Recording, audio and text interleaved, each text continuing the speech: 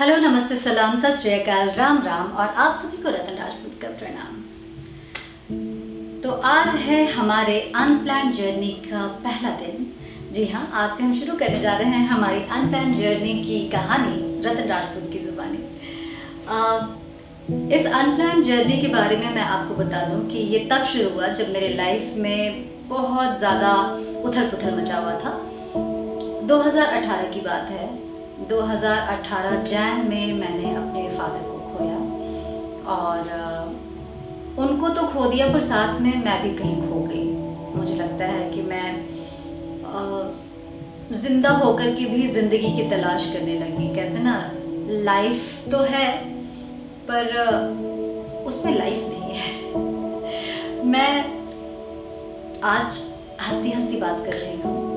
मैं उस टाइम पे भी हंसती हंसती बात करती थी, पर उस हंसी के पीछे बहुत ज़्यादा दर्द छुपा हुआ था, जो कि मुझे खुद को नहीं पता था। धीरे धीरे धीरे जानवरी से मैं डिटोरिएट होती गई और फिज़िकली मुझे बहुत सारे प्रॉब्लम्स फेस करने पड़े। मेरी पूरी आंखें रेड हो चुकी उस टाइम पे, और डॉक्टर्स और हर तरीके के होम्योपैथी, आयुर्वेदिक, एलोपैथिक सब लोगों ने देखा, पर कुछ पता नहीं चल रहा था कि हुआ क्या है। और मुझे लगा कि अब अगर मुझे ठीक अपने आप को करना है तो शायद मैं नेचर के बीच में ही अपने आप को ठीक कर पाऊंगी, क्योंकि डॉक्टर्स तो वर्क नहीं कर रहे थे। क्योंकि डॉक्टर को देखते ही मुझे फादर का वो 3 महीने का जो पीरियड था वो याद आता था, मुझे घबराहट होती थी। समहाउ ये जो साइकोसोमैटिक प्रॉब्लम होती है ना, उसके लिए बहुत अलग तरीके की ट्रीटमेंट होती है, और वो मैंने उस टाइम पे फेस किया, एक्सप्लोर किया, एनकाउंटर किया, पता नहीं जो भी आप नाम दे दो। और मैं अपने आप को एक्सप्लोर करने के लिए, अपनी प्रॉब्लम को एक्सप्लोर करने के लिए, जानने के लिए कि क्या है, और पता चलेगा तभी तो ठीक करेंगे ना हम। तो कुछ ऐसी सी चीज़ों के लिए मैंने ये अनप्लान्ड जर्नी किया। जितना मैं समझा सकती हूँ मोटे मोटे शब्दों में मैंने उस प्रकार से समझाया है, लेकिन इसके पीछे गॉड 2018 में मेरी लग गई थी। वो मेरा वर्स्ट फेज़ है, मेरे लाइफ का वर्स्ट फेज़ अगर देखा जाए तो 2018 है। और वो जो न्यू ईयर था वो भी मतलब रोंगटे खड़ा कर देता है। हर दिवाली को जब मैं याद करती हूँ तो खुशी होती थी पहले, लेकिन ये 2017 का एंड और 18 की शुरुआत बहुत बुरा है। तो 4th जैन को आई लॉस्ट माई फादर, और 5th जैन से मेरी तबीयत पे असर दिखने लगा, और घर वाले सभी लोग परेशान थे, मैं भी परेशान थी, बिकॉज मेरा किसी भी चीज़ में मन नहीं लग रहा था। एक नई तलाश स्टार्ट हो गई थी, क्या था पता नहीं। बस फिर मैंने बहुत सारे फैमिली के साथ टाइम बिताया, कोशिश किया कि मैं उन लोगों के साथ घुल मिल सकूं, चीज़ें लाइटली ले सकूं, क्योंकि घर में जब एक डेथ होती है तो घर के हर इंसान को उससे फ़र्क पड़ता है, हर इंसान उससे उबरने में लगा रहता है। तो जब एक इंसान उबर रहा हो तो दूसरा इंसान भी उबर जाता है, पर मेरे साथ ऐसा नहीं हो रहा था। मैं एक शादी में गई हुई थी अपने फैमिली में ही, अपने सिस्टर के बेटे की शादी में, और मैंने वहीं पर डिसाइड किया कि मैं एक ऐसी जर्नी करना चाहती हूँ जो नेचर के बीच हो, जैसे मैं लड़कपन में किया करती थी जब मैं बच्ची थी। नहीं, मैंने वैसी जर्नी कभी नहीं की। ये बहुत अलग प्रकार की जर्नी थी। मुझे लग रहा था कि मैं बिल्कुल सोलो ट्रिप करना चाहती हूँ। मुझे कोई डेस्टिनेशन प्लान नहीं करना है कि मैं कहाँ जाऊँगी, मैं किस होटल में रहूँगी। कोई प्री बुकिंग नहीं हुई थी, कोई मैंने अपना पर्सनल कार या ड्राइवर नहीं लिया था। मैंने डिसाइड किया कि मैं नेचर में जाना चाहती हूँ बिना किसी प्लानिंग के। लाइफ में मैंने बहुत छोटे बड़े प्लान किए, लेकिन हमेशा उसमें फेल हुई। तो मैंने इस बार डिसाइड किया था कि मैं अनप्लान्ड जर्नी पे जाऊँगी। और आप बिलीव नहीं करोगे, मैं एक शादी में गई थी तो मेरे पास सिर्फ शादी टाइप के कपड़े थे, मेरे पास हार्डली 2-4 कपड़े थे। मैंने दिल्ली में ही डीकैथलॉन में गई मैं, और वहाँ से बैकपैक एक खरीदा और शूज़ खरीदे। मेरे पास कुछ भी ऐसा नहीं था, क्योंकि मैं आज तक लाइफ में ट्रैवल नहीं किया। जब भी ट्रैवल किया है तो फैमिली के साथ, और या फिर शूटिंग के लिए बहुत ट्रैवलिंग किया है। सब लोगों ने मुझे ऐसे विदा किया जैसे कि एक फौजी को करते हैं ना, कि जाओ जंग पे जा रहे हो, जीत कर ही लौटना। तो वो मम्मी, दीदी, सब पूरी फैमिली वहाँ पर थी, और मैं एक कैब बुक किया था, वहाँ से निकल पड़ी। सिर्फ सबको इतना मालूम था कि मैं यहाँ से दिल्ली से मैं ऋषिकेश जा रही हूँ। अब ऋषिकेश में कहाँ रहूँगी, वहाँ से क्या होगा, किसी को नहीं पता था। और सबको यही कहा था कि प्लीज़ मैं इन्फॉर्म कर दूँगी कि मैं ठीक हूँ, लेकिन ये सब मत बताना या पूछना कि मैं कैसे क्या कर रही हूँ। मुझे किसी भी तरीके से अपने आप को खुला छोड़ना था। मुझे वो सब पागलपन करने थे जो मुझे एक्साइट करे या मुझे चलने के लिए प्रेरित करे। मैं बहुत रुक गई थी। वो लाइफ का वो फेज था ना जहाँ मैं रुक गई थी। हर कुछ जम गया था अंदर, जैसे बर्फ की सिल्ली जम जाती है, वो यहाँ जम गया था। I was not able to cry. मैं अपने फादर के जाने पर भी एक बूंद की आंसू मेरे आंख से नहीं निकली है, और मुझे लगा कि मैं शायद स्ट्रांग हूँ इसलिए मैं नहीं रो रही हूँ। पर मुझे ये नहीं पता था कि मैं बहुत कमज़ोर हूँ। मैंने सच्चाई को एक्सेप्ट नहीं किया है, इसलिए मुझे रोना नहीं आ रहा। खैर, मैं ऋषिकेश गई। मैं वहाँ पर कहीं भी ऐसे व्हीकल बुक नहीं किया कि प्राइवेट व्हीकल बुक करो और वहाँ से जाओ। मैंने हर जगह लिफ्ट लिया, बस में ट्रैवल किया, टेम्पो में चढ़ी। और इसके पीछे कारण था, मैं लाइफ को ढूंढने गई थी, अपने भीतर लाइफ चाहती थी, और उसके लिए लाइफ के साथ जुड़ना बहुत ज़रूरी था। तो लोगों से मिलोगे, लोगों की लाइफ देखोगे, उनसे बातें करोगे, तभी तो लाइफ का पता चलता है कि क्या है लाइफ। तो मैंने ये सारे काम किए, और ये जर्नी गंगा से शुरू हुआ और यमुना तक पहुंचा। यानी कि मैंने ऋषिकेश में जब मुझे लगा कि अब मैं यहाँ काफ़ी दिन रह चुकी हूँ और अब जान पहचान सा होने लगा है, लोग पहचानने लगे हैं मुझे। एक ये भी था कि मुझे बहुत ही कॉमन इंसान की तरह घूमना था। मुझे कहीं भी ऐसा नहीं लग रहा था कि कोई मुझे पहचाने और फिर थोड़ा भी एक्स्ट्रा अटेंशन मिले, क्योंकि घर पर ऑलरेडी बहुत अटेंशन मिल रहा था कि अरे शी इज़ नॉट वेल, अरे ये रोई नहीं है, अरे रतन ठीक नहीं है, ये बहुत ज़्यादा हो रहा था। तो मुझे जब मैं निकली थी तो मुझे था कि अरे रतन ऐसा बिल्कुल ना हो। मैं अपने भीतर रॉनेस चाह रही थी कि मेरा जो लुक्खापन करने का मन कर रहा है, मुझे जैसे रहने का मन कर रहा है, मैं वैसे रहूँगी। और इसीलिए शायद अकेली निकली थी। मैंने इस जर्नी में बहुत सारे फ्रेंड्स बनाए, जो कि मैंने लाइफ में बहुत कम बनाया है। सबसे पहला फ्रेंड था मेरा ब्रूनो, जो कि एक डॉग है। मेरा बंधु, यानी कि उसका नाम है नंदू। वो बंधु नहीं, ये दूसरा नंदू है जिसको मैं कभी कभी प्यार से बंधु कहती थी। बट इस जर्नी में मुझे अच्छे दोस्त मिले, इंसान भी मिले, नो डाउट, और बहुत खूबसूरत दिल के इंसान मिले। इस जर्नी को बढ़ाने वाले इंसान मिले मुझे। और वही ऋषिकेश से मैं देहरादून होते हुए विकास नगर आता है। विकास नगर के पास ही एक हथियारी जगह है जहाँ पे कोई धर्मशाला नहीं है, कोई होटल नहीं है। वहाँ सिर्फ और सिर्फ आपको रहने के लिए एक ओशो आश्रम मिलेगा, ओशो पिरामिड करके है। अगर आप ओशो सन्यासी नहीं भी है मेरी तरह, तब भी आप वहाँ जा सकते हैं और वहाँ टाइम बिता सकते हैं। बहुत ही खूबसूरत लोकेशन है, पूरी आज़ादी है आपको। आप मेडिटेट करो नहीं करो, आप नेचर के साथ रहो। नेचर के साथ रहना खुद में ही बहुत मेडिटेटिव है। तो मैं वहाँ रही, गंगा में स्नान किया, यमुना में स्नान किया, और अंदर तो बर्फ जमा ही था, बाहर से भी बर्फ जम गया था। मुझे लगता है ठंड को ठंड ही काटता है, इसलिए मैंने वहाँ खूब डुबकी लगाई गंगा यमुना में। और एक टाइम आया जबकि मैं पहाड़ पे चढ़ते चढ़ते ऐसा फील किया कि मैं मेल्ट हो रही हूँ, मेरे भीतर से कुछ बाहर आ रहा है। कोई लक्ष्य नहीं था इस जर्नी में, बस मैं निकली थी लाइफ को एक्सप्लोर करने के लिए, देखने के लिए। कोई बहुत कुछ उसमें पाना नहीं था, लेकिन मुझे अभी भी याद है मैंने वहाँ जितना खुलकर जिया है ना, लाइफ में वैसे खुलकर नहीं जिया है। मैं बड़ी अच्छी लड़की हूँ, अच्छी बेटी, अच्छी स्टूडेंट, बहुत ओबीडियंट नहीं, ओबीडियंट तो बहुत नहीं रही हूँ, रिबेलियस भी नहीं रही हूँ, लेकिन हाँ जो मन का किया वो किया। लेकिन वहाँ पे मुझे ऐसा लगा कि बहुत सारी ऐसी बातें हैं जो मेरे मन में दबी हुई थी, जिसको मुझे एक्सप्रेस करने का मौका मिला। आप लोग देखेंगे तो पक्का कहेंगे ये पागल है, ये एक्टर तो नहीं, ये पक्का पागल है।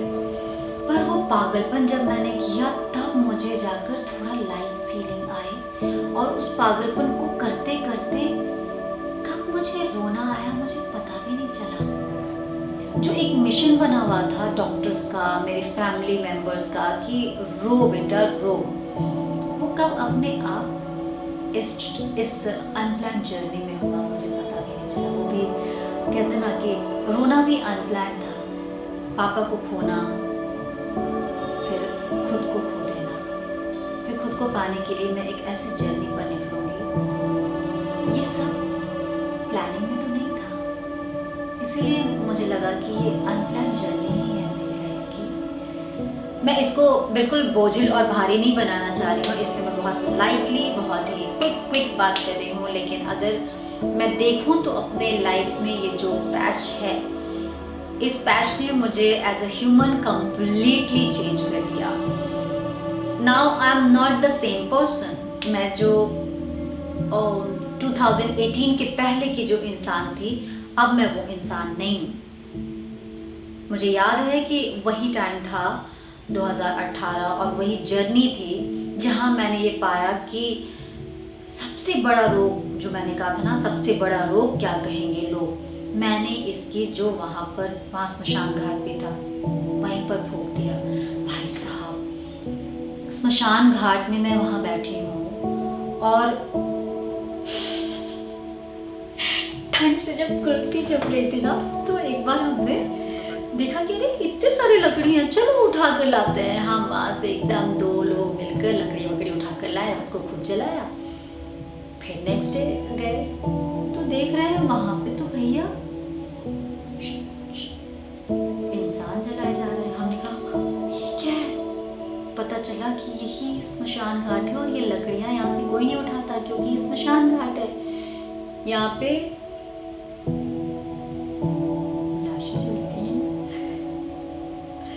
और हम थे कि हम उसी जगह से लकड़ी उठाकर लाते थे आग सेकने के लिए।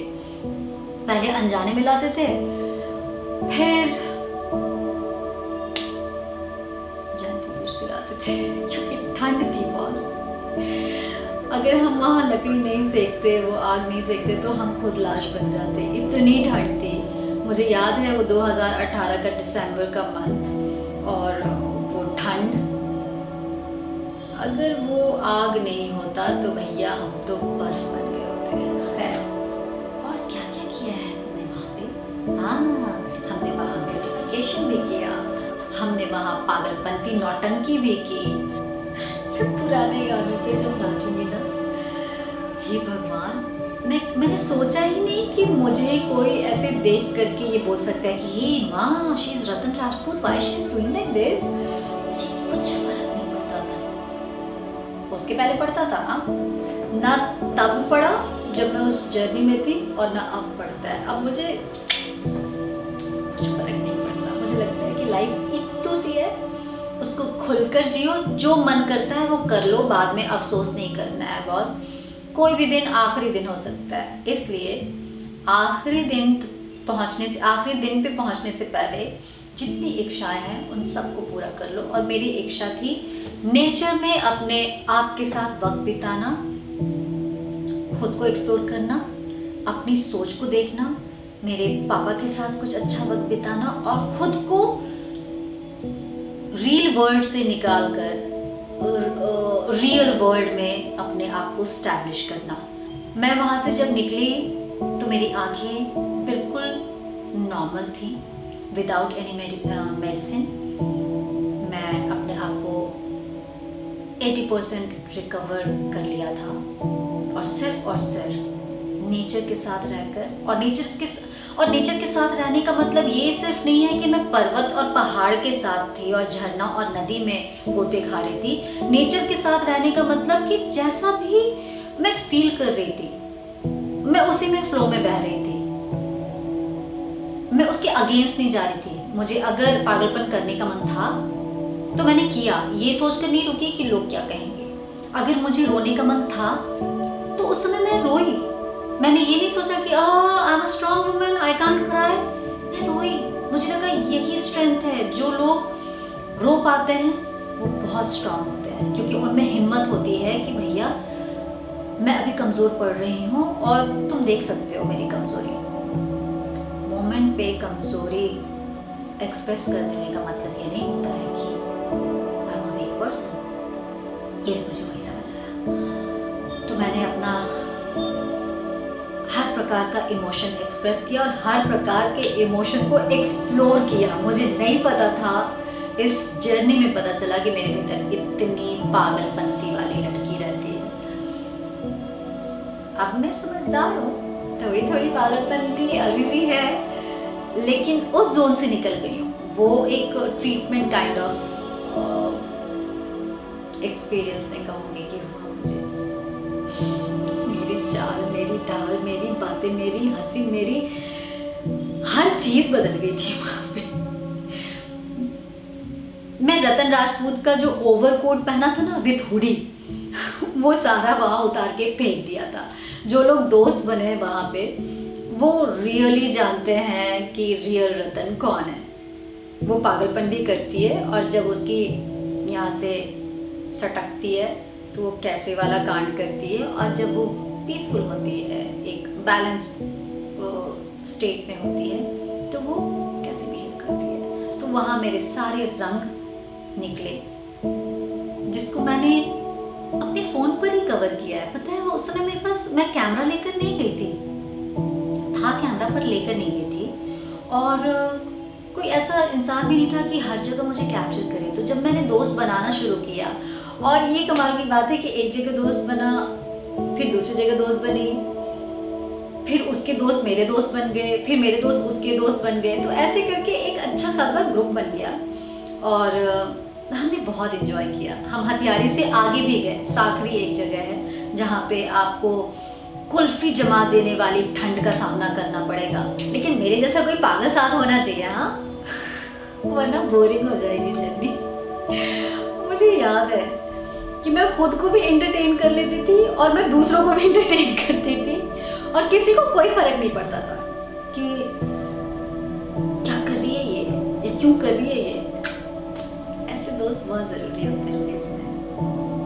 I'm so lucky कि मैंने वो अनप्लान जर्नी की, और वो एक्सपीरियंस मेरे लाइफ में हमेशा बहुत एक स्पेशल कॉर्नर में ऐसे सजाकर रहेगा।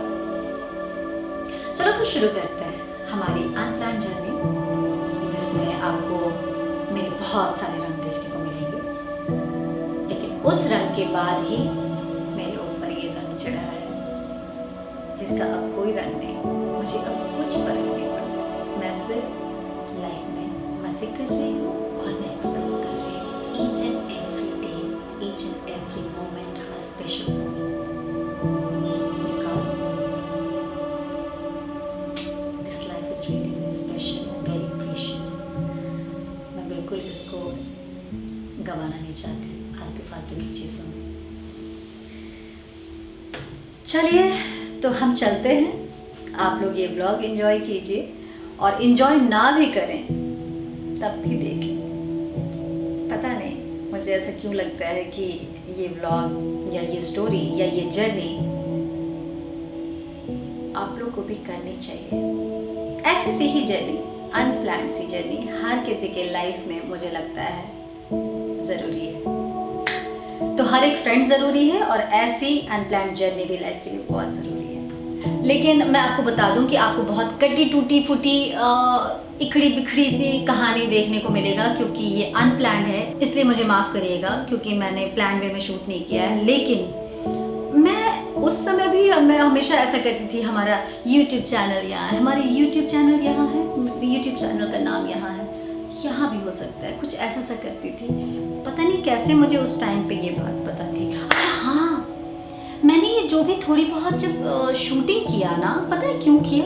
क्योंकि मुझे लगता था कि मुझे ये जो एक्सपीरियंस है सिर्फ अपने तक नहीं रखना है। अगर इससे मुझे कुछ फ़ायदा होगा, अगर इससे मैं कुछ पाऊंगी, तो मैं लोगों से ज़रूर शेयर करूंगी, भले ही लोग कुछ भी सोचें मेरे बारे में, मैं उनको पागल दिखूं, मैं उनको स्टूपिड लगूं, मुझे उससे फ़र्क नहीं पड़ता। मुझे लगता है कि अगर मेरी स्टूपिडिटी से किसी और को भी फ़ायदा हो सकता है, तो क्या फ़र्क पड़ता है स्टूपिड बनने में।